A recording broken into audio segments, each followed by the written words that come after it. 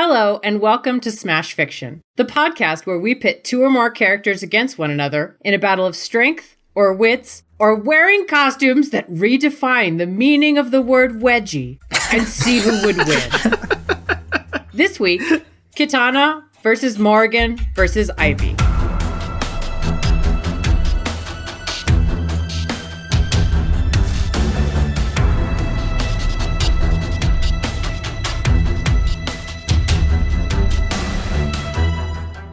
The skull heart sits gleaming atop a ceremonial pillow on the dais above a ballroom full of people in formal finery. Sir Daniel Kidder stands next to the skull heart, staring into its inky depths. This glamorous hunk of stone has been the cause of an intense week of negotiations between foreign dignitaries vying for the stone, which was recently unearthed during the annual All-Kingdom yard sale. No one could remember who brought it or agree what to price the priceless artifact at, so a summit was called. The Kingdom of Kidder, aka the Kidderdom, a name which has been surprisingly slow to catch on for some reason, was chosen to guard over the stone while every kingdom in the region sent representatives to argue about who should get the artifact. Sir Daniel Kidder hears his own voice saying, "Wait, does anyone have to get the artifact? We could just leave it here, on this pillow." He had suggested this at the first day of the Skull Heart Summit, and he had not asked it again since. Flashback!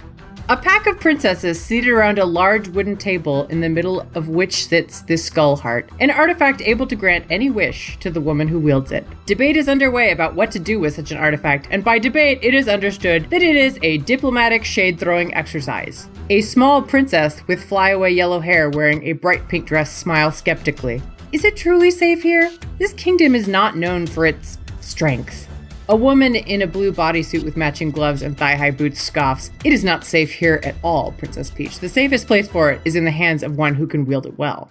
"On that we disagree," Princess Zelda says meaningfully before reaching across the table for a corn nut. Sir Daniel Kidder made a note to himself to talk to catering. "It is safer destroyed, which I think few here have the force of will to do." A princess with small bat wings protruded from her head leans across to Princess Zelda. "Perhaps you don't have the force of will to actually wield it then. Leave it to those who are a bit more adventurous, She winks. Zelda blushes uncomfortably, as do several other nearby princesses. Ivy Valentine stands up and the room holds its collective breath because that outfit is really it's just very. This stone is my destiny, and you can discuss this all you like, but if you think this ends without the skull heart in my hands, you are being naive. Ivy glares at the assembly and leaves. Talks had deteriorated from there. Words had been said, and corn nuts had been thrown. End flashback.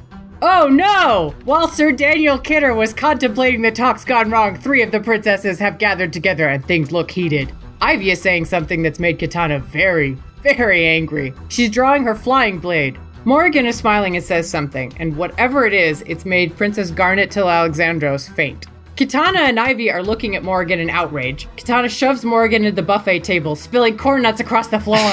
Ivy holds her sword. Did we accept some sort of corn nut sponsorship, and we have like a minimum number of times we have to mention it in this episode? Oh yeah, you weren't in that meeting. I forgot. Shit. No, okay, that's the food of royalty.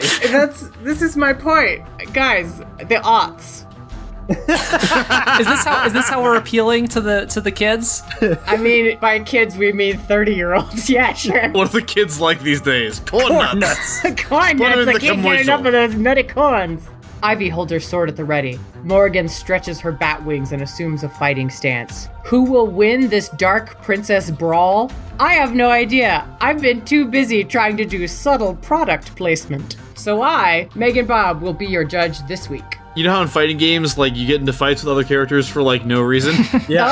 Oh yeah, I did the thing. This fits really well thematically with that. Absolutely. I mean, corn nuts. Why else would you fight? That's right. To be clear, this has nothing to do with the skull hearts. It's absolutely about corn nuts. Representing Ivy Valentine from Soul Calibur is Dan Mulcairn. Don't have a wardrobe malfunction. Oh, I mean, amen. Representing Morrigan Aensland from Darkstalkers is Claire Mulcairn. I'm having a really bat hair day. Representing Kitana from Mortal Kombat is Miles Schneiderman. This victory goes out to all my fans. Yeah! There it is. All two of my fans. Kit, you're not in this match. Oh, damn. In order to determine who went first, I asked each advocate to try teaching me how to play a video game. Dan gave me a bunch of tutorials, configured the controllers, walked me through the first hour of gameplay, and then when he went to go grab a drink of water, he came back to find that I had managed to somehow blue screen a TV and the console was now on fire. Claire did a little better by leaning into my limited skills at button mashing and chose a fighting game. It was going well until I noticed the way the characters were looking at one another.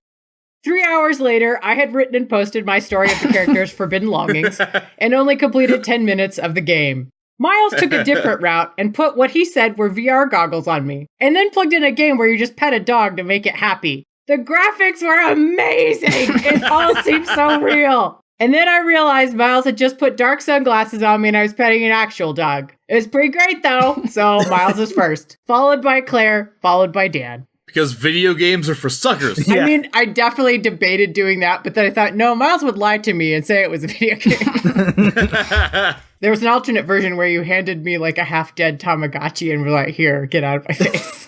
That's great. The aughts. The aughts. That's my doom, apparently. This is the new Doom and Shark. It's the aughts. The aughts. Like a specter, they rise again. Team Kitana, show everyone why they should be a fan of your work. There it is. You're all so welcome. Princess Kitana is an immortal spellcasting rabbit animagus assassin who wields knives that turn into fans made of knives and can make you explode. I'm sorry, I just don't know how else to start this off. I mean, she's a ridiculously strong but also ridiculously agile alien ninja warrior with a heritage that can only be described as divine. She's one of the most important and most powerful characters in a series whose story is driven by slugfests between actual deities and who apparently, which I didn't even know until I started researching this match, but who apparently is now the undead Empress of the Netherrealm. Guys, I'm sorry to have to say this, but compared to Ivy and Morrigan, Kitana is quite literally playing on God mode. Ugh. Miles. Yeah. Do we need to have a talk? Yeah. No. What would talking gain us, Claire, when I already know what you're going to say and you already know what my response will be? All right, carry on. Now, to expound. But again, where to start? Kitana, like pretty much every character in Mortal Kombat, is almost unreasonably strong. In just about every game, she is capable of tearing people in half with her bare hands, or even her legs via upside-down murder splits, tearing off their heads, saying screw that and just squashing their heads, tearing out their spines, and indeed, tearing their arms from their bodies and finishing the job of beating them to death with their own severed arms.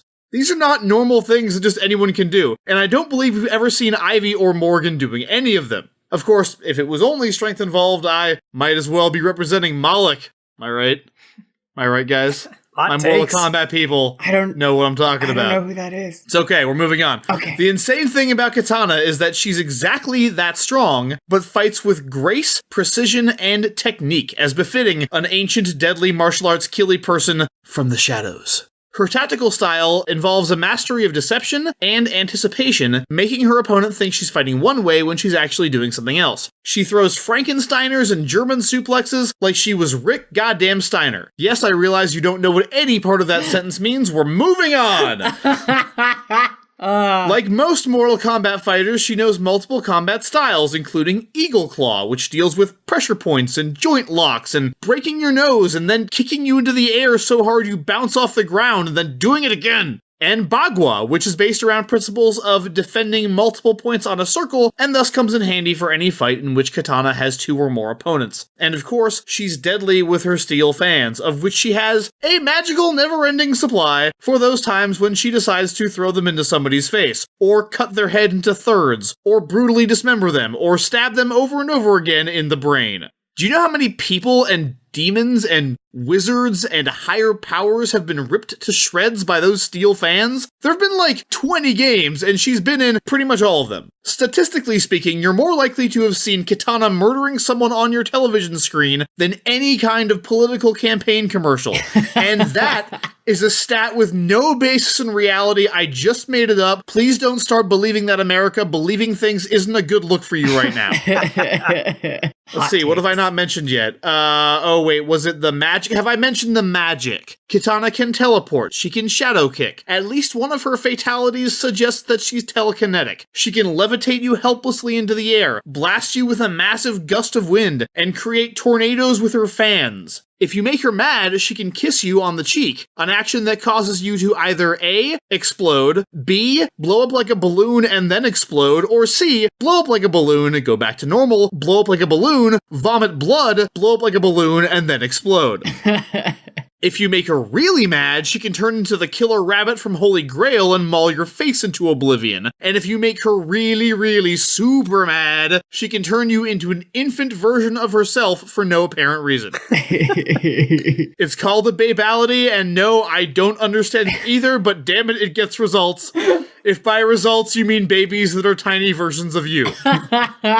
Look, Kitana isn't perfect. You can't expect magic, bloodletting, demigod, closet psychopaths who maxed out points and fucking eviscerating people to be perfect.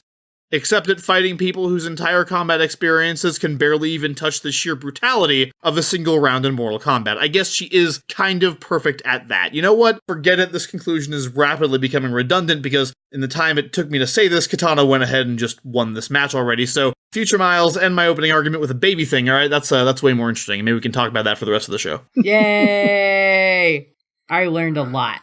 Team Morrigan, go to bat for your princess! Oh my god! Oh, I love this wavelength that we're all on. So what are we doing this time? Are we ribbon dancing? We're like making sandwiches competitively? Oh wait, we're fighting, right? We're fighting. All right. It's been a while. Sorry. I haven't done that in a while. Morrigan is a succubus, born in Scotland in 1678. When she was a child, her foster father, the demon Belial, sensed that she was so powerful that she might one day unintentionally destroy reality. In order to avoid this, he cast a spell on her which split her power into 3 parts. He let her keep a third, he absorbed a third into himself, and he locked away that final third in a pocket dimension. And for the first couple Darkstalkers games, that was Morrigan. But then Belial died and the power within him returned to her, doubling her abilities. And then that last third of her power, by that point in time, had become a self-aware entity in its own right, a succubus called Lilith. Morrigan and Lilith fought, but then reconciled and merged into one being, and from that point on, Morrigan had all her power restored. And that's the version we're dealing with today, the version that was so powerful that it made an ancient demon lord afraid, the version that might be capable of destroying reality.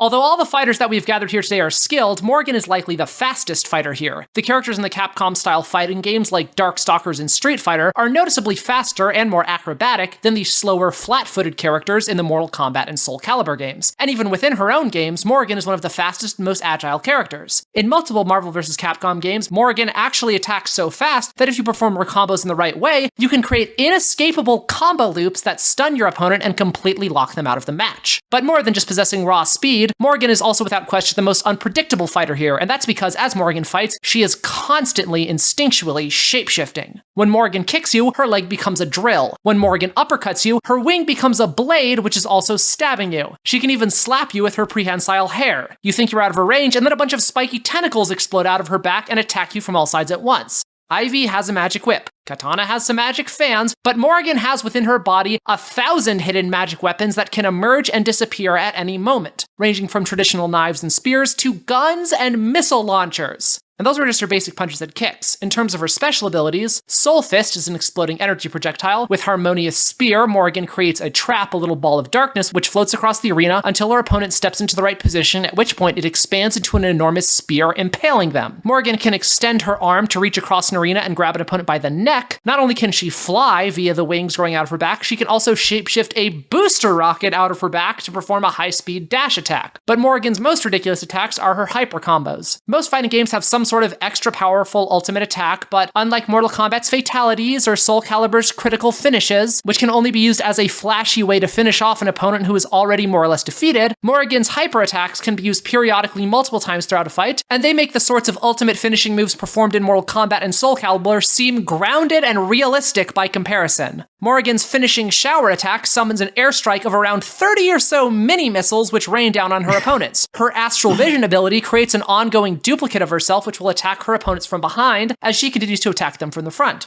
With her Soul Eraser attack, Morrigan pulls out a spiky black and pink magical bazooka, roughly the size of a Subaru Outback, and fires a beam of destructive energy so enormous that whenever she fires it, somewhere in the multiverse, Goku suddenly feels a little emasculated and can't tell why. But beyond our characters' powers, I think that one of the factors that's going to end up being a real turning point in this match is which one of these characters is going to be the best at fighting someone when they don't know who they are or what sort of abilities they have. It's one thing when you fought someone 100 times before and you know all their tricks, but these characters are strangers to one another, so which is going to be the best at fighting something they've never encountered before? The Darkstalkers anime features a scene where, in the middle of fighting someone else, Morrigan is suddenly attacked from above by a few dozen flying, shape-shifting robots that descend from the sky, each of which stands about 8 feet tall, and none of which ever seems to use the same weapon or attack twice. Missiles, buzzsaws, extending cables, all attacking her at once. Morrigan, keep in mind, does not know what these things are or where they came from, and yet she dodges every one of their ridiculously cartoonish, Acme-inspired hidden weapons and handily rips them all to shreds. If she can handle that, then none of the relatively conventional martial arts and low-level magic being wielded by Ivy and Kitana is going to even make her blink. There haven't been many new Darkstalkers games made since the 90s, but the reason for that actually has nothing to do with popularity. It's because pretty much every attack in a Darkstalkers game involves some sort of shape-shifting or costume change or summoning a proper weapon that's only used for that one attack, and whereas that was no big deal when you were using 2D sprites, current 3D modeling technology is not very good at that sort of thing. You know what characters are so boring and bland that gaming technology has had no trouble rendering them, even as early as the days of the PlayStation 1 and the Dreamcast? Kitana and Ivy. So, now I think we see why Belial felt it was necessary to seal away 2/3 of Morrigan's power. Not only are her attacks so completely amazing that they're going to break her opponent's minds and their bodies, but she also might break the graphics card of the universe. Thank you. Team Ivy, it isn't just your opening arguments that are cheeky. I realize that my opponents here will probably point out at some point how much older their characters are than mine. Morrigan is hundreds of years old, while Kitana is around 10,000.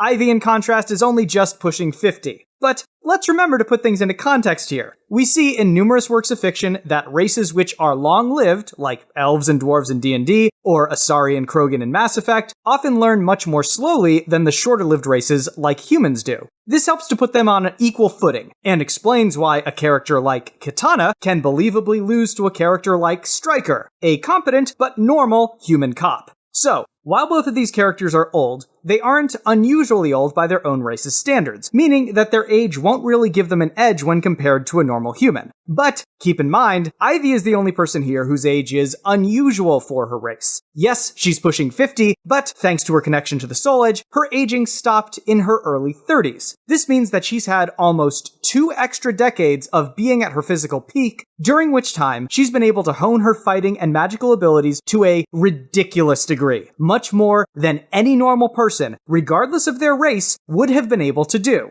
Despite their greater ages, Morrigan and Kitana will quickly discover that the greater experience is actually held by Ivy.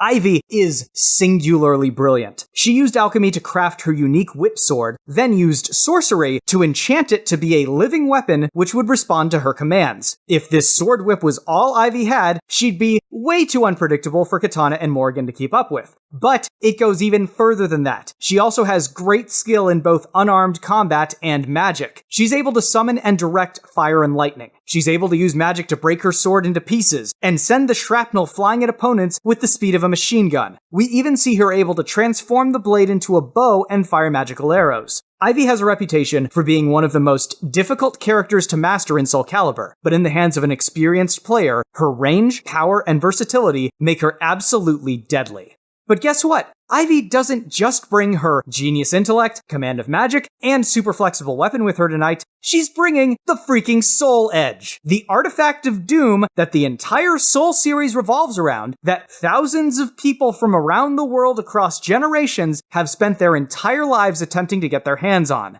Out of all the characters from her universe, Ivy is the most singularly suited to wielding the demon sword and all its otherworldly power. Ivy has the corruptive power of the Soul Edge in her very blood. This power is what allowed her to establish a mental link with her whip sword in the first place. Imagine the crazy things she'll be able to do with the Soul Edge itself. In lesser hands, the Soul Edge has been shown draining life and soul energy from those it strikes, meaning that Ivy will only grow stronger as her opponents grow weaker. Furthermore, and this is where you'll really want to pay attention, one common plot element in the Soul series is that the wielder of the Soul Edge can command the minds of others by embedding shards of the Soul Edge into their bodies. Normally, this is a tricky maneuver to pull off, but Ivy's moveset involves breaking her sword into shards and then mentally firing them like missiles into her opponents. If one of those shards hits either Kitana or Morrigan, guess what? They are officially Ivy's newest puppet. If Ivy manages to hit either or both women with one of these shards right out of the gate, this will officially be the fastest ever match of Smash Fiction.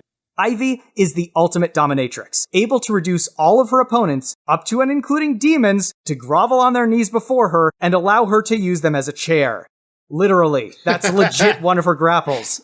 Bring any character you want against her, I don't care, just be sure to bring some knee pads. You'll thank me later.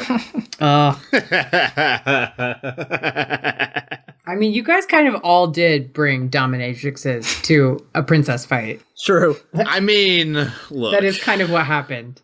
Okay, thank you for staying with us for rebuttals. Remember, corn nuts, they're great. What is going on? No, I just thought I'd throw that in there because you guys made a big deal about the corn nuts. Now it's a thing. Corn nuts, they taste of the aughts.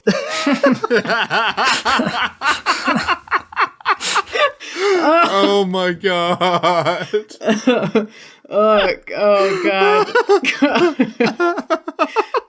God. Okay. The only thing I had for rebuttals is so stupid. I wrote the word rebattles? Is that a thing? No, it's not. Megan, Bob, it's not. You doing all right, Bob? Everything okay with you? It's great. Okay, good. I mean, bats. What's not to love? All right, everybody, attack Kitana. It's tough when we do these fighting game things because in some ways, in theories, like all of the characters within a fighting game are supposed to be around the same power level or whatever, but you can get a sense of who are supposed to actually be the stronger and the weaker people based on what their like fight records are in the canon story. In the current version of the canon Mortal Kombat story, the only somewhat impressive fight that Kitana did was when she beats Melina, but it's like right after Melina wakes up and has existed for like 3 seconds. The only actual real challenging fight that she gets into is against Sindel, and she loses and gets killed in that fight. I mean, first of all, I don't remember it ever being either said or written that the current continuity is rebooted in 2011 is the only thing to draw from here. It is not necessarily. Even if it was, I think you'll find that the people that Kitana loses to in the canon storyline are full stop the most powerful characters in Mortal Kombat. You're talking about Shao Kahn, you're talking about Sindel, and that's basically it. Like, she beats Melina, like you said, but to be honest, the canon kind of cheats her a little bit because she doesn't get into a whole lot of fights in the official canon, but the one she loses to characters that could stomp any of these three. Well, just to compare that to Morrigan, Morrigan does actually defeat the equivalent in hers, which is Jeddah, who's like the ultimate powerful, like 6,000-year-old demon whatever guy who like is trying to reshape all of reality. He's very much like the Shao Kahn or, you know, Sindel or whoever of that. And in the canon story of Darkstalkers, Morrigan's able to defeat that guy. I mean, he's like Shao Kahn and Sindel light, maybe. I mean, like, they're just like dudes that have some magic. Jed is a freaking demon, man. Descended from gods and have been around for much longer than a paltry 6,000 years. 10,000 years instead of 6,000 years. It's such a huge difference. No, 10,000 is how long Kitana's been around. Shao Kahn and Sindel have been around a long fucking time. They are extremely powerful. They make Jeddah look like this planet of the same name in the Star Wars movies after it got blown up. Wow. Okay. All right. That was a reference I didn't get, but I can imagine it. All right. You're pushing back against Claire's pointing out of Kitana's paltry win record in her own storyline, which is true. Like, in the 2011 game, like, she loses to Sonya Blade, she loses to Liu Kang, she loses to Smoke. The first fight she wins is against a nameless Shaolin monk. But more importantly, like, in the storyline of the game Mortal Kombat vs. DC, she doesn't win a single fight. She loses to Wonder Woman, she loses to Scorpion, and then she loses to Wonder Woman again. I don't see the point here. Pointing out who she loses to in Mortal Kombat doesn't matter because your character would lose to everyone in Mortal Kombat.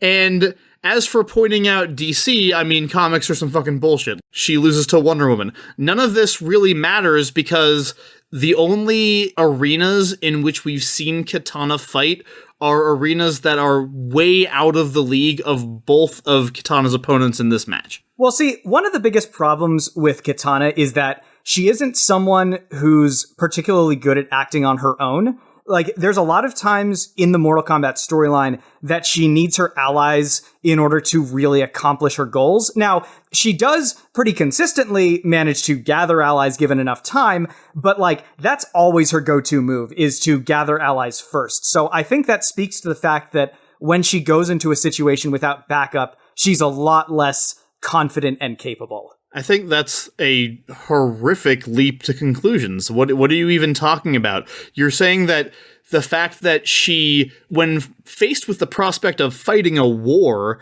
she decides that the most prudent course of action would be to court allies and use diplomacy as the ruler of an entire world? And that's like supposed to be evidence that she's insecure or like immediately goes for backup.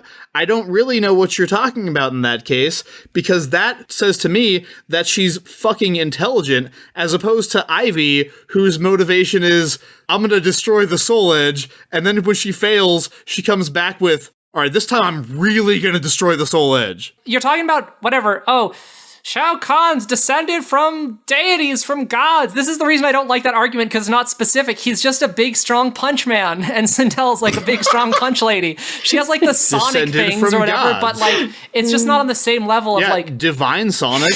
You just adding that adjective doesn't mean anything. They just punch people. Yes, it does. They punch people who are also probably gods. I think it was Dan who made the point about like Stryker. Yeah, Stryker can still rip people's spines out of their body. Everybody in Mortal Kombat can. That's the environment that Kitana's dealing with here, as opposed to your paltry-ass video game. What that means is everyone in the Mortal Kombat universe just has, like, muscles like slow-cooked barbecue. It just falls apart in your mouth. No, it means everybody in the Mortal Kombat universe is supernaturally strong and imbued with godlike power. Okay, right. I'm stopping that one there because the word barbecue is mentioned, and that's a good place to stop. That's your safe word? That is. I know. How'd you guys figure it out? Everybody, attack Morrigan. Rebattles.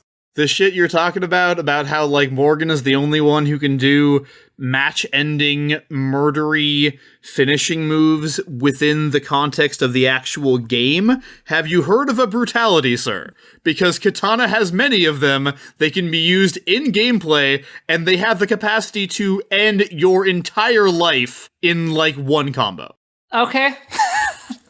I mean, I'm just saying, you're trying to put your character over in the fighting game department, and it's not going to happen on my watch. Those brutalities involve you still having to just punch her or kick her or hit her with your fans in fairly conventional ways that don't involve, like, summoning another duplicate of yourself or summoning missiles that rain from the sky. And if you want to talk about a way to lock someone out of the fight just by punching and kicking them, I will point out there's a ground combo that she can perform in the first Marvel vs. Capcom game, and there's an air combo she can perform in Marvel vs. Capcom 3 that if you do it well enough becomes a loop. It's actually like a broken part of the game that she can, like, just juggle you out of a fight forever. And she can do the air punch, which immediately disrupts combos, which they had to change because she was too overpowered. That's how great fucking Kitana is. So what that's telling me is, as time is going on, Kitana's getting worse at fighting for some reason. I think everybody just caught up to match her. I'm looking at these brutalities here, and I'm just seeing a lot of words that don't connotate like normal ass shit. Just like, impale, glaive throw, there's a lot of different shit here. Splitting hairs, decapitation. This is not conventional shit. This is murder. All right, fine. You grab Morrigan by the arms, and you're about to rip those arms off, and then her hair turns into needles and stabs you in the face. Cool. What hold do you have that will keep back her prehensile hair? I have her arms! She can beat you without arms. She'll shapeshift new arms. I think this is probably a good place for me to step in, if you guys are ready. Sure. You can talk all you want about how Morrigan is powerful beyond belief, and that conventional fighting just isn't enough to step up to her. But, like, in the Street Fighter versus Darkstalkers comic, she gets her ass handed to her by Chun-Li. who, like, I don't even think throws a single fireball the entire fight. It's just kicking. That's what takes out Morrigan in that comic. I mean, power levels all over the place from one thing to another one. I have an example for doing something really crazy.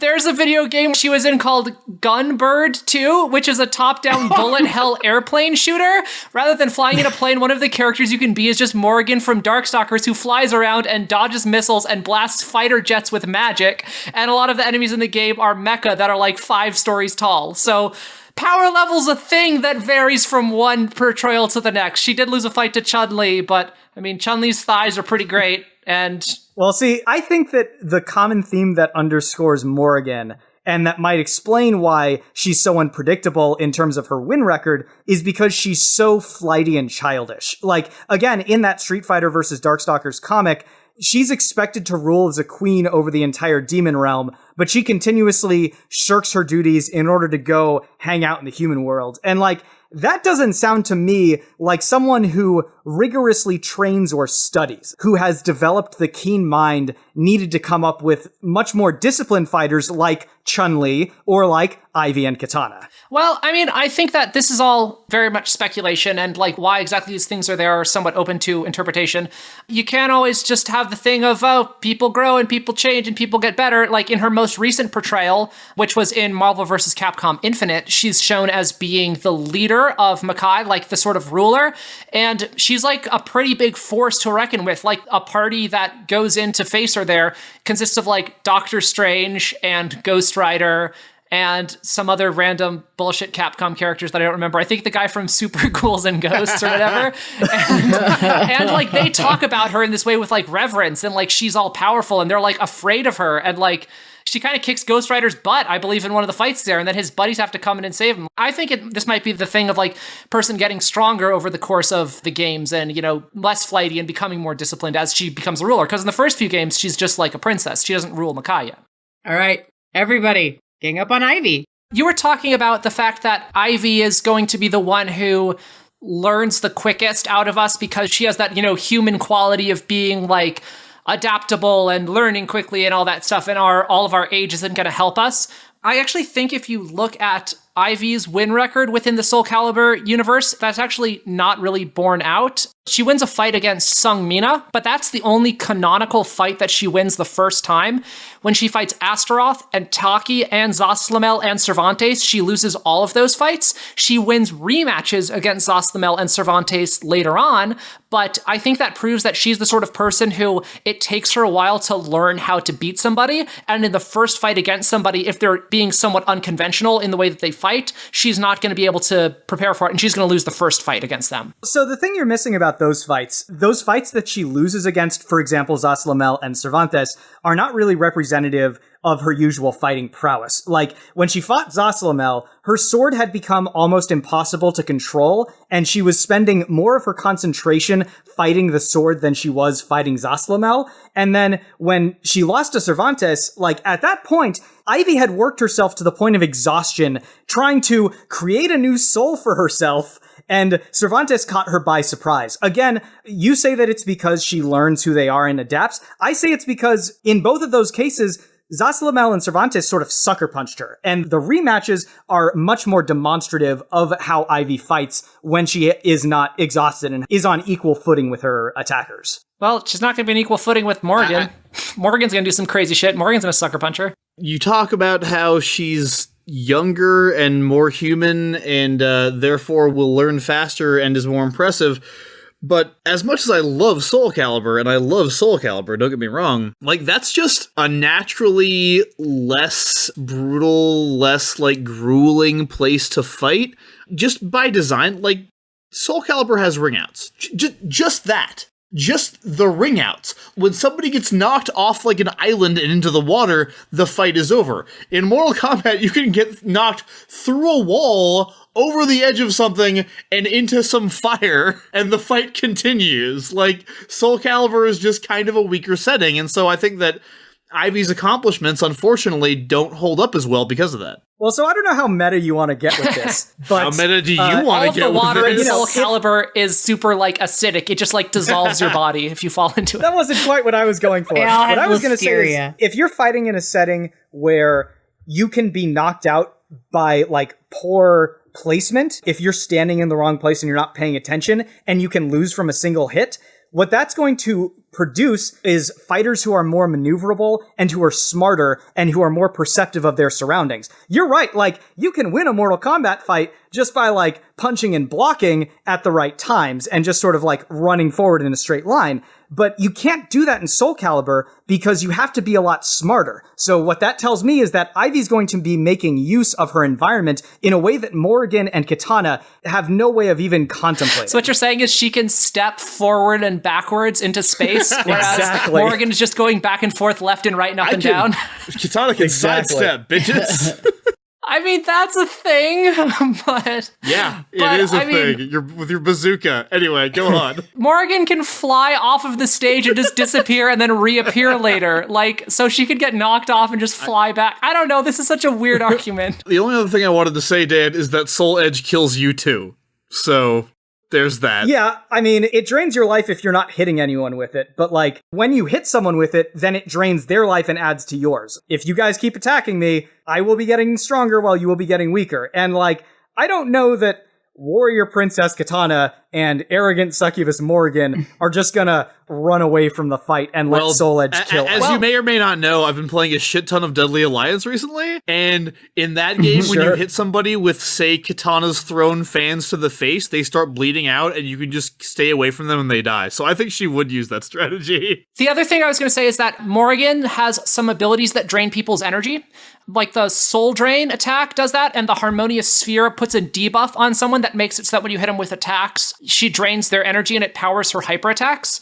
Now, this is the hyper attack energy and not the life energy, but we can assume for the sake of whatever, it's roughly it's like your life, your energy, your stamina, your whatever. And so she's going to have additional things draining it apart from the Soul Edge, which is already going to be sapping her energy in order to make her hit harder. I don't know how good of an idea that is. Like, I realize we've been pushing against the boundaries of our respective settings in a way that we don't normally do on this show. So this is We're all trying to really integrate mechanics from different games that are, Yeah, it's real speculative. But one of the things about the Soul Edge is when you try to tap into it and you're not the actual wielder, it tends to go badly, as in, like, the Soul Edge takes over your mind. So I don't think that Morrigan's best bet would be to try to drain Ivy, because she's just going to end up being mind-controlled by Ivy. Morrigan's a freaking demon. What does that mean? That word is meaningless. It's like God. I don't think you can tap into the mind of the Queen of the Netherrealm, son.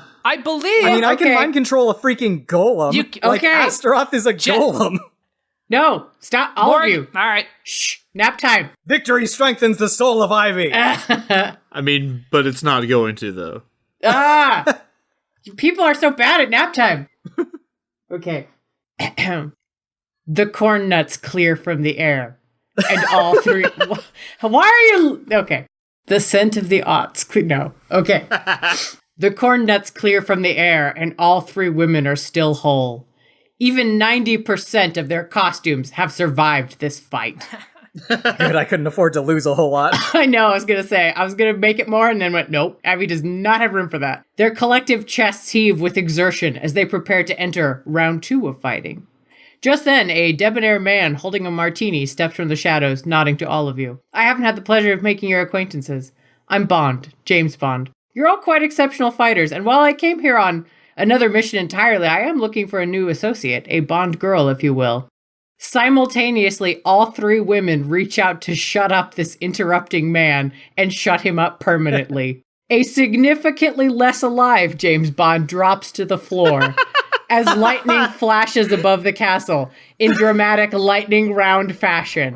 Yay, the lightning round! If you didn't know this, and perhaps you didn't, James Bond is very much a Santa Claus situation. If you're there when James Bond dies, you have to become the new James Bond. You all participated in this event, and while it was a real bonding experience... Okay. Yep. Oh, slowly I drain all of your energy. Thank you. Now you must each assume the mantle of 007. As newly minted Bond, you have decisions to make. Who will be your Bond person? What will you drive? What bizarre gadget will you use? Or gadgets? And in what luxurious location will one of your centerpiece fight scenes take place? Oh, man. All right. Get juicy. I want to hear all the weird, juicy, luxurious, bougie nonsense places you fight. As always, in the lightning round, we go in reverse order. So first up is going to be Dan. Tell us about Ivy Bond, I guess. Well, so of the 3 new Bonds, Ivy, I think, has the largest obvious advantage due to the fact that she's the only one with a British accent. Ivy is, of course, actually in a polyamorous relationship with her Bond people. She has 2 Bond people, Lizardman and Voldo. Hey, you are free to pander in yours as well. No one is stopping you. Fair in enough. fact, do. Please do. So her 2 Bond people are Lizardman and Voldo. They're kind of Bond people to her, but they're also kind of her sidekicks, and so she's nicknamed them Dom and Sub. And her vehicle of choice, she's actually taking a page out of her father's book, and so she's driving around town in a Mercedes pirate ship. It has it comes with like the smoke screen and the cloaking device and the whole thing where it can like spill tax on the ground, and it can also, like that car in the one James Bond movie, turn into a boat, which is very handy. So in terms of Ivy Bond's gadgets, she already kind of developed a gadget for herself in that she made a sword, which was actually a whip. And so she's actually going to kind of keep going along the same lines. So essentially every object and piece of clothing that she has also serves as a whip. So, she has her watch is a whip, her tie, her dress shoes, her briefcase, her martini glass. All of them are secretly whips. This sub-Dom theme is really keeping going. Well, I'm working with what is extremely obvious to me based on my character. So when it comes down to the big final fight, it takes place on top of Big Ben. And it's, Ivy and the bad guy slugging it out. And eventually the 2 of them topple off the side. And with the way that the clock hands are facing, Ivy is able to grab onto one, while the villain takes a long drop to the pavement below. And as she's hanging there, Ivy looks down and quips, "Looks like time is on my side." That's so Bond! I super appreciate a great Mouse Detective reference. Thank you. Of course. All right. Team Morgan, tell me about your Bond succubus. All right, so I think that the sort of world of spies and intrigue that Morgan's probably going to get into here is actually the larger world of the Marvel vs. Capcom franchise. So I think that the mission that she's going on is there was an innocent person, we'll say, I don't know, who's like a person from Marvel vs. Capcom we don't really feel that bad about getting killed or crushed. Captain Commando. Captain Commando, nobody cares about him, was crushed by someone who was apparently giant and had superhuman strength. And so everyone thinks that it's the Hulk. So the Hulk's been locked up in jail. But Morgan, she's approached by Phoenix Wright, who's his defense attorney. So she's out to clear his name. And as she's out doing this, I feel like she actually see what Morgan looks like because she can shapeshift her bats into clothing. And so she sometimes has a black mini dress, but the other outfit I actually like that she wears more is she sometimes wears a white button-down shirt and red leather pants. And that's just the best. So that's what she's going to be wearing, of course, throughout all of this. In terms of her gadgets, she actually got some help from Beautiful Joe, who's a weird Sentai superhero with a belt. So she now has a gadget belt that she can use to transform into her different outfits, even though I guess she doesn't really need it because she can shapeshift, but it still looks cool. And then her Bond person is going to be Phoenix Wright himself, who's coming along with her, and she has to protect him and save him because he's just an attorney and doesn't really know how to do anything worthwhile. That's cute. If you recall earlier, I said she had the Soul Eraser attack where she has the spiky black and pink magical bazooka, roughly the size of a Subaru Outback. So now she's going to have a spiky black and pink magical Subaru Outback. That's called the... She actually just put wheels on the Soul Eraser. Yes, and she's calling it the Soul Evader. And I think for the final confrontation, she actually tracks the suspect to the roof of the Avengers Tower. She sees a large burly man who kind of looks like the Hulk, but then she discovers that it's Zangief. It was Zangief all along. and he's fighting to get away to get on this helicopter on the roof. But Morrigan actually picks up the helicopter and she throws it at him, and he actually gets crushed by it. And she says, "In Soviet Russia, helicopter rides you." Oh my god. Very good. Or possibly ride catches you. Oh, sure, that works too. Yeah. Oh my god. I love that Zangief is apparently associated with Yakov Smirnoff jokes. That's the world I want to live in. One last thing, in terms of accents, Morrigan may not have a British accent, but in the Darkstalker's cartoon, she actually has a Scottish accent because she's from Scotland. In like the old American Darkstalker's cartoon, don't look it up, it is not good. So I think that she is a bit more of a Sean Connery style Bond in that she has the original Scottish accent. Oh, wow. Dang. I had not thought about the fact that she might have a Scottish accent. It did not even occur to me, even though she very inconsistently portrayed. In Marvel vs. Capcom, she has like a third of an Irish accent. Or it might be like Welsh. It's like not really clear. Okay. Kitana. Tell me about Kitana Bond. Well, just to get this out of the way, first and foremost, Kitana's accent is an English accent as it would sound if it were being put on by a Scotsman. So that's what David she's. Tennant. Damn it! Yeah, you know, Bob. You know how romance works. You know how love can be, and you know when the person that you love is stuck being king of the Netherrealm when you're suddenly back on Earthrealm being James Bond, or Kitana Bond, as it were, you know, you kind of miss him, right? And Kitana, of course, frequently objectified character, no disrespect to Ivy, I know you're present. Nonetheless, frequently objectified, as are most of the women in Mortal Kombat, with their, you know, variant costumes that are all just the same fucking one piece, right? In different colors, you know, how it goes. Yeah. So, Kitana, also given that she comes from a family of people who have access to cloning technology, and now that she's James Bond, of course, is just gonna clone herself a shit ton of Liu Kangs, or Lu's Kang, if you will. And they're all going to be dressed in like different colored Speedos. And just is James Bond known for having cloning technology? I mean, Kitana has it because like there's a bunch of clones of her, right? So she's going to make a bunch of clones of Liu Kang instead. And like when one of them dies, she can just go find a new one. It's going to be great. You know, it's like... Oh my god.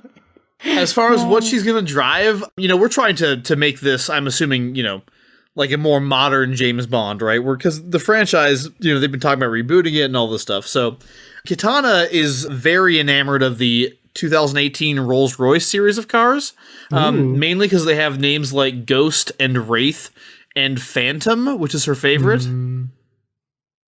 Because it's a Phantom. Yep. Okay. Yep, I got you. I don't get it. Explain it to me. Actually, I like it as a car. It's Phantom. Oh, Claire. fuck you, Miles. Go home. I love it. Go home, No, I Miles. like it. It's a double pun because she's undead. Yeah. Oh, and I it's a thought it was fan. about the undead thing. Thank you for making that more apparent, but it was so worth it. Yeah, and, I got it. and- I got you, babe. So she rides around on terrible. this tricked out Phantom that's like, you know, it shoots fans everywhere and like it never runs out because they're never ending, you know, and it like it can levitate and it can make tornadoes, and it actually can do like a Transformers thing where it turns into a bunny rabbit.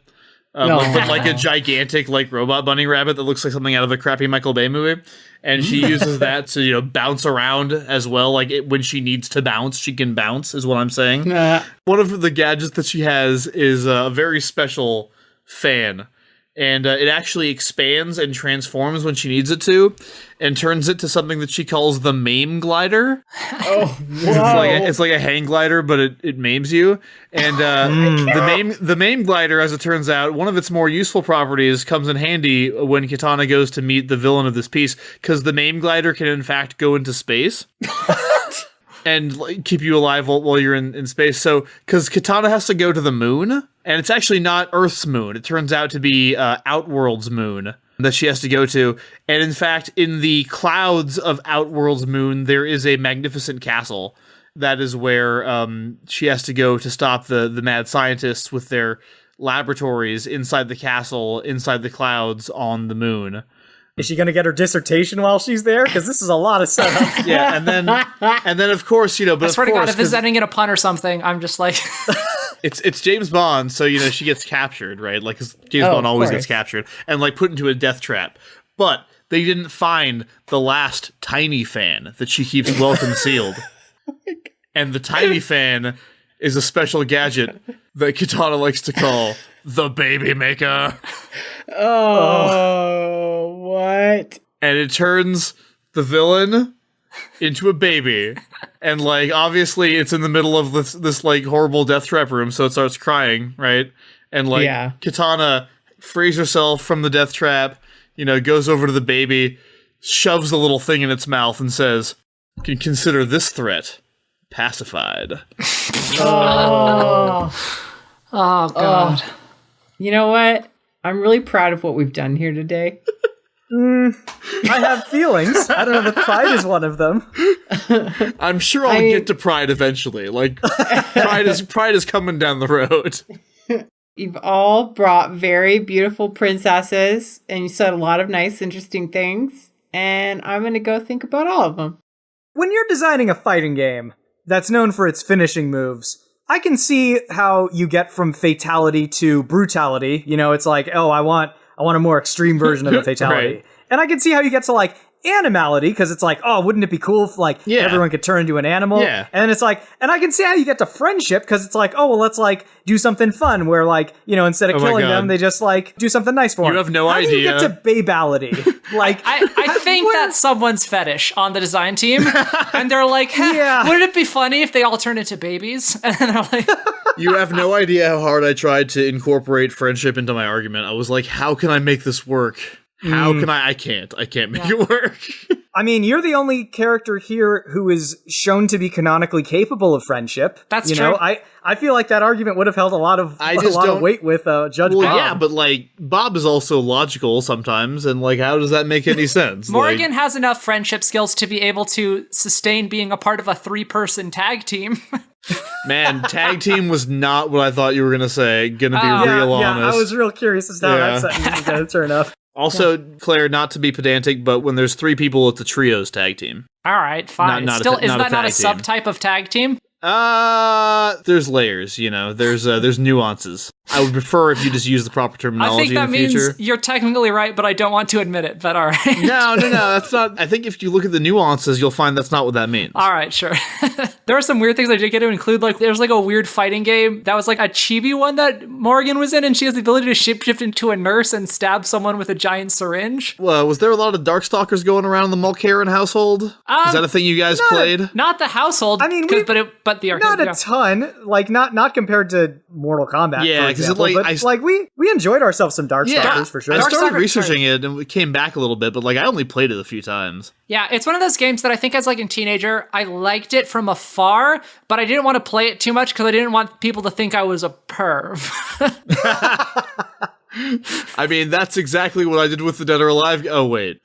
We're all kind of Disney villains here, right, guys. Yeah. Like, I was just thinking about all the games that we're playing, and I'm like, oh, yeah, well. Although, I gotta say, like, if the goal of Ivy's costume is to, like, get teenagers to play Soul Calibur, like, that's totally not why I started playing Soul Calibur. It is clearly the goal, because, lest we forget, there were some full-page ads taken out for one of those Soul Calibur games, which were entirely made up of Ivy's bust and Ivy's butt. Yeah, but, like, I went to that game for, like, other beautiful women in that series, but, like, I never went in for her, frankly. I don't know why. I came for the Lizard Man. I stayed for the Ivy.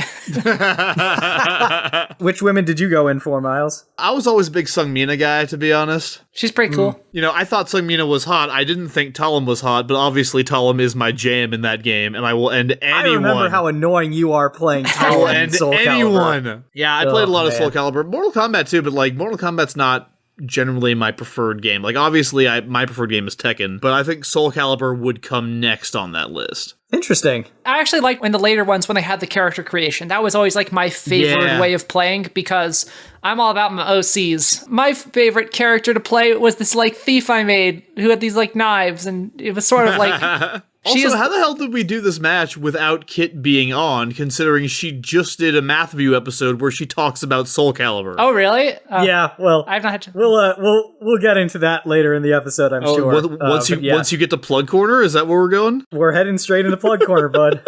Yeah, I came back so that way we could go to Plug Corner. It's one of my favorite places. Sweet. Oh, I have to give a judgment. Yeah, sorry, dude.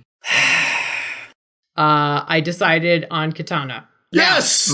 Here is the reason why I did this. Whenever it came to Ivy, one of the things that was worrying to me was the fact that if Soul Calibur does drain energy, then it absolutely has to be a case of Ivy being able to hit them. If that is the case, then the fact that Morrigan and Kitana both have quite a few different ways of controlling the battlefield, and more than that, really staying away, becomes a real issue. Because then, if Ivy doesn't manage to land a hit, then time is running out. With Morrigan and Kitana, the thing that Miles mentioned a specific attack. I don't remember quite the name of it, but Kitana is good with taking on more than one opponent at once. And that was a very impressive thing to bring up, and nobody else brought that up. So I was going, oh, okay, all right, this is a helpful thing. And then also, I know everybody wants to shit on power levels, but that was not the thing that decided me, but it definitely was, a grain of rice on this scale. Which Morrigan definitely has crazy power levels. But Claire chose to stay away from talking too much about some of the people that were fought, although did mention the demon, which I do like demons, and I did like that. That's the best I could give you for a beautiful answer about why I did this thing, and I've hurt 2/3 of you. Yeah. Well, thank you, Bob. Thank you, Bob. You're wrong, but I was just trying to do the thing, avoid doing the thing that Miles does, where he's like, Hulk, Galactus. Whenever there's like a Marvel character, you just name Marvel characters. Like, that was like listening to Miles, the way you just did that. Did I make that up, or did the person who has a list named after him make that up? Also that. I think curious. I think that might be a me thing, in fairness. Listen back to that Doctor Strange episode, and you'll hear a very clear Marvel character Dan Oh list. my god, I think that is the time that you said Galactus, and I can actually hear you in my ears saying it. In the way I've that said you Galactus said it before, and I'll say him again. Morrigan fought Galactus. Does anyone care? Good game, you guys. This was tons of fun, as always. If my victory was the Smash Fiction equivalent of getting you down to just a tiny bit of life and then, low kicking you in the shin, I'll take it. As I will take every victory that I get that way. So, did anyone else hate corn nuts so much, but the flavor that was on them, you just suck the flavor off the corn nut and then spit those nasty little shits into the trash can? All right, Kit, you are speaking. What? You are speaking my fucking language right now. I don't even understand what you guys are talking about. No, corn nuts, they don't taste great, but they're fine. I would totally just suck or lick the flavor off it and then get rid of what was left. Yeah. So basically, you like the flavor of ranch, is what you just like ranch.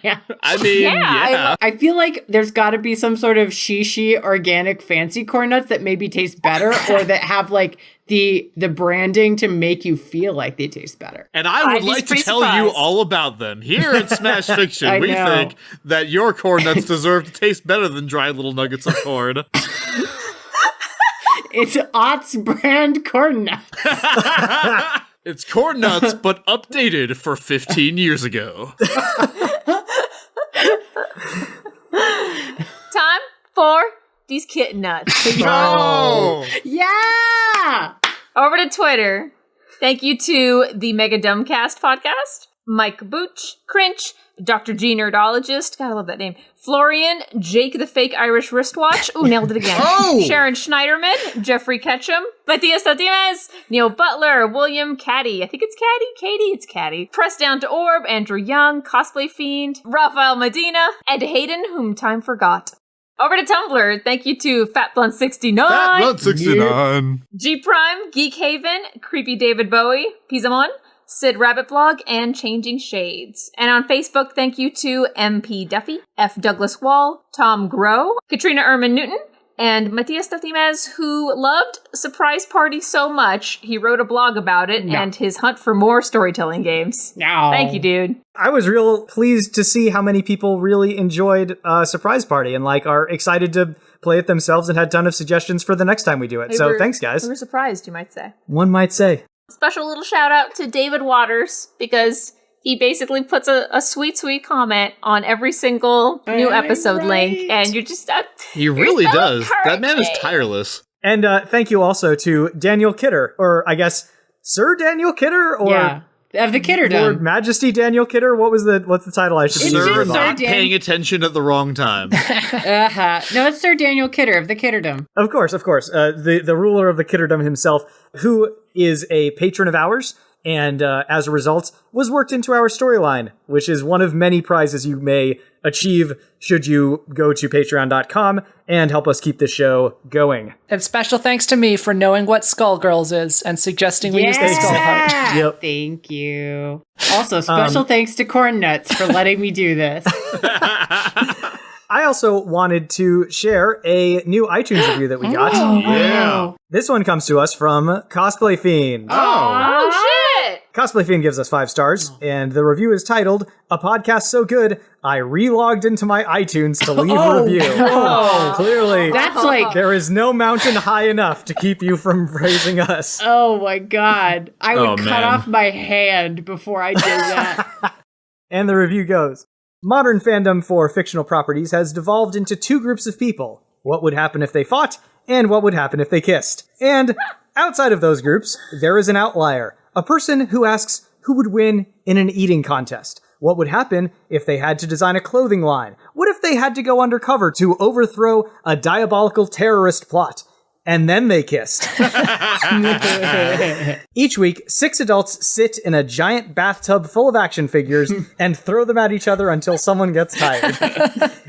It's easy to settle most who would win fights with a quick wiki search of their base stats, but this show is predicated upon the ability to debate the worth of a character. They do everything from knockdown drag-out fights to objective-based problem-solving using their character's strengths or wits or nonsense that we can't disprove because no one said cat judo doesn't exist. In addition to their weekly debates, they also have a monthly addition to their continuous play of pen and paper RPG Extraordinary League. Overall, the cast of judges are well-rounded, with each of them bringing a different well of knowledge to the table, whether that be comics, video games, anime, literature, TV, or film. In all seriousness, I love this show and the people that put it together. Aww. If you love We Got This or Plumbing the Death Star, this needs to be in your podcast queue. I've listened to this pod since its infancy and love to see it evolve into what it has become. This is an honest review from a grateful fan. You guys are the best, and I would love to see more subscribers to this hidden gem. Aww. Thanks for everything, your Cosplay Fiend. P.S. Sharks, Space, Roll Pitch and Yaw, Golf Daddy, Sad Paul Giamatti, and Dude! Parentheses, sigh. And now... Is that somebody's activation code? Fatality!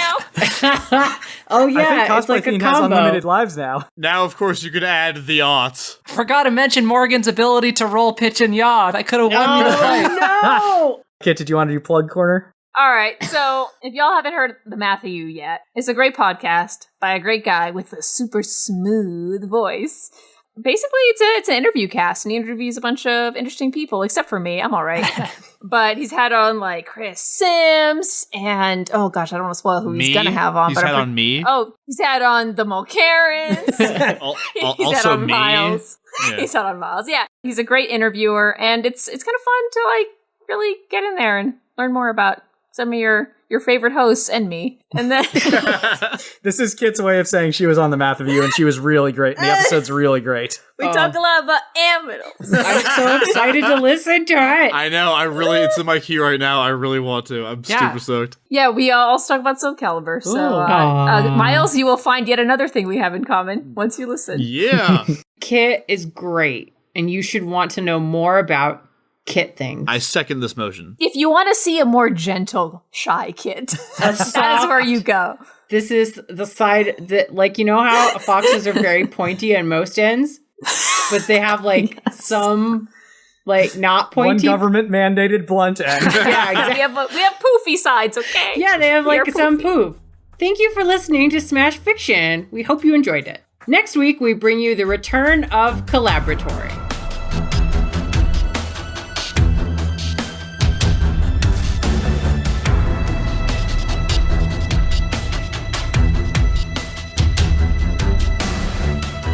Smash Fiction is produced by Miles Schneiderman and production assistant Sharon Schneiderman, with logo design by Claire Mulcairn. Special thanks to Kevin MacLeod of the Clan MacLeod at Incompetech.com for our theme song, Hitman. You can find us on Twitter at SmashFic Podcast and search for the Smash Fiction Podcast on Facebook, Tumblr, and YouTube. Subscribe on Apple Podcasts or your podcatcher of choice, and if you leave us a good review, we shall become more powerful than you can possibly imagine. Smash Fiction is made possible thanks to our supporters on Patreon at patreon.com/smashfictionpodcast. Please consider donating as little as $1 each month. It helps us keep the show going, and we have great rewards and extra content for those who help us out. If you have any suggestions, feedback, or other contributions, send them to us at smashfictionpodcast@gmail.com and help us continue the fight.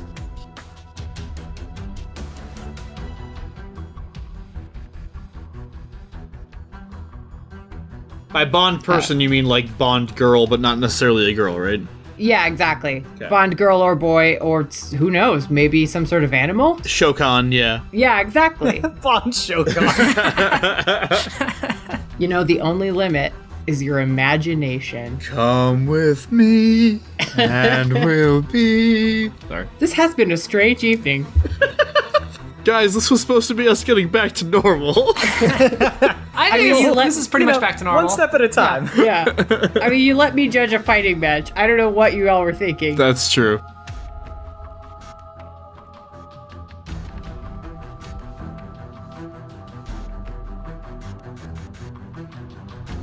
Did I mention that Kitana is Empress of the Netherrealm?